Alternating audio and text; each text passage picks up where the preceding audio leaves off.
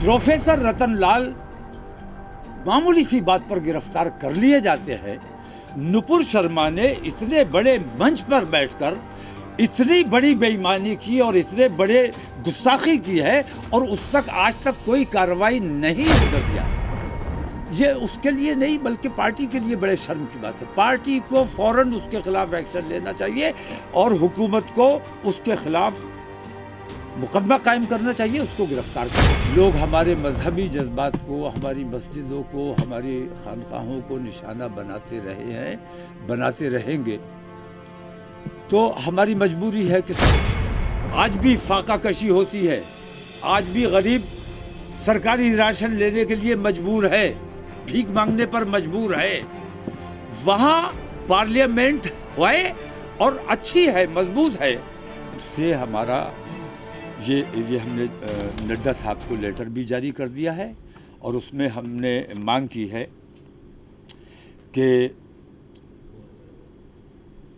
Party को इससे बेजारी का इजहार करना चाहिए, पार्टी से उसको बरतरफ करना चाहिए और पार्टी को माफ़ी मांगनी चाहिए, क्योंकि पार्टी के प्रवक्ता ने इस किस्म की बदतमीजी की है। महाराष्ट्र में मुकदमा कायम हो गया है, जो गलत बोल रहा है देश में उस पर कार्रवाई हो रही है। क्या कानून पे भरोसा नहीं है? कतई भरोसा नहीं है। प्रोफेसर रतन लाल मामूली सी बात पर गिरफ्तार कर लिए जाते हैं।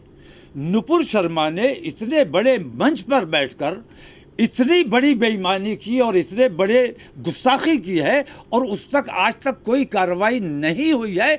ये हमारे लिए चिंता का विषय है। तो कानून तक बात बाद में पहुंचेगी, पहले कानून को उसके खिलाफ मुकदमे पूरे हिंदुस्तान में कायम हो रहे। उसकी गिरफ्तारी हमारे मुकदमा लिखाने से पहले उसकी गिरफ्तारी होनी चाहिए थी। सरकार को खुद संज्ञान लेना चाहिए था कि उसने इतनी बड़ी आबादी के जज्बात को ठेस पहुंचाई है। तो सरकार ने अभी तक कोई उस पर निर्णय नहीं लिया है, कोई उसके खिलाफ कार्रवाई नहीं की है। ये चिंता नुपुर ने जो बयान दिया है, जहां बयान दिया है, क्या वो बयान वहां रह गया? क्या वो बयान बरेली वालों ने नहीं सुना? क्या वो बयान आंध्रा वालों ने नहीं सुना? तो उसने ऐसे चैनल पर बयान दिया, उस चैनल ने भी उसे बैन कर दिया है।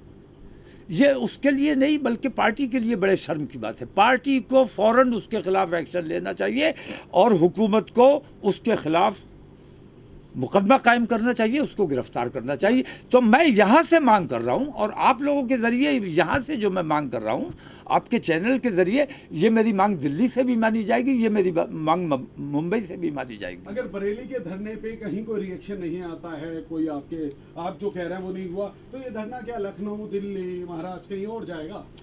ये धरना पूरे हिंदुस्तान में होगा। जब तक उसके खिलाफ कार्रवाई नहीं होगी, ये धरना, ये प्रदर्शन चलते रहेंगे।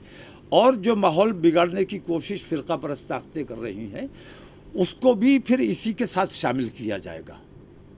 मुझे यकीन है कि हुकूमत कितनी ही गैर जिम्मेदार है, कितनी ही फ़िरका परस्त है, लेकिन वो ये नहीं चाहेगी कि मुल्क में कहीं अफरा तफरी का माहौल हो या कुछ लोग सड़कों पर बैठे रहें या धरनों पर बैठे रहें।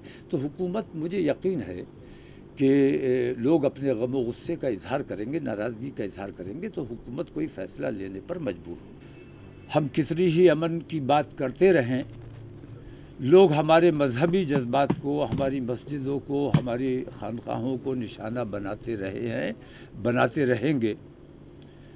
तो हमारी मजबूरी है कि सड़कों पर आए और हमारा ये कानूनी अधिकार है कि जो बात हमें तकलीफ़ पहुंचाती है, हम धरने प्रदर्शन के ज़रिए, आंदोलन के ज़रिए सरकार तक अपनी बात को पहुंचाने की कोशिश करें। माना जाए या ना माना जाए, लेकिन हमें अपनी जिम्मेदारी पूरी करनी है और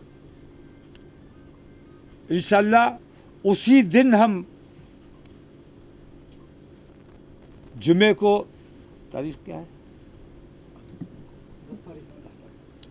10 तारीख इंशाल्लाह,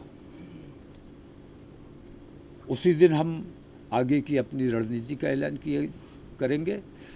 ये धरना हमारा एक रोज़ा होगा जो इस्लामिया इंटर कॉलेज में, और पूरे अमन और पूरी शांति के साथ, जिस तरह हमारे पिछले प्रोग्राम्स होते रहे हैं, किसी के साथ कोई छेड़छाड़ नहीं, किसी के साथ कोई बदतमीजी नहीं।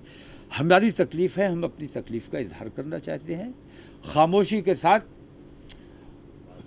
हम गांधीवादी तरीके से अपनी बात देश के सामने, दुनिया के सामने रखना चाहते हैं। पार्लियामेंट बनाने की ज़रूरत, नई पार्लियामेंट बनाने की ज़रूरत थी? क्यों बनाई जा रही है? क्या हमारे देश में आज भी फाका कशी होती है? आज भी गरीब सरकारी राशन लेने के लिए मजबूर है, भीख मांगने पर मजबूर है। वहाँ पार्लियामेंट है और अच्छी है, मजबूत है, फिर नई पार्लियामेंट बनाने की क्या ज़रूरत पेश आ गई? आप अपने आप को ऐतिहासिक बनाने के लिए जो देश का पैसा बर्बाद कर रहे हैं, देश को बर्बाद करने का काम कर रहे हैं, आपकी अपनी एयरलाइन तक नहीं है और आप पार्लियामेंट होने के बावजूद एक और पार्लियामेंट बना रहे हैं। ये तो भाई हम पूरे देश के लिए चिंता का विषय होना चाहिए, खासतौर से हमारे हिंदू भाइयों के लिए चिंता का विषय होना चाहिए। हमसे जुड़े रहने के लिए हमारे YouTube चैनल को सब्सक्राइब करें और नई वीडियो की नोटिफिकेशन के लिए बेल आइकॉन को दबाएं। अगर आप ये वीडियो Facebook पर देख रहे हैं तो लाइक जरूर करें और ज्यादा से ज्यादा शेयर करें। धन्यवाद।